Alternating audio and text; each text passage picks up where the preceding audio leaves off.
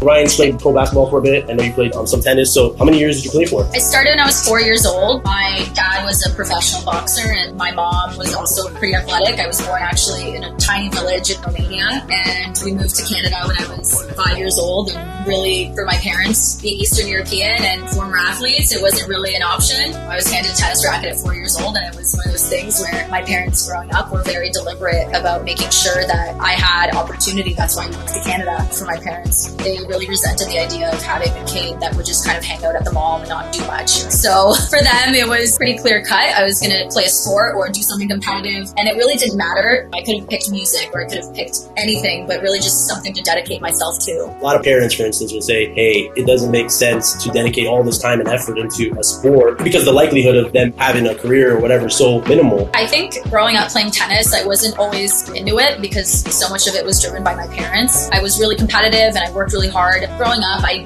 didn't have a traditional upbringing. Even when I was in elementary school, I would wake up at 5, go practice, get to school for 8:30, leave early and go practice. So very untraditional. And I think as a teenage girl, you start having all these other interests. And for me, I got to the point when I was 14, 15 where I just wanted to be a teenage girl. And I kind of still had to commit myself to tennis. At that point, I'd been playing for years. I was top ranked in Canada, and my parents, it was kind of those things where why would I quit now? It was so close to getting a university scholarship or playing professionally.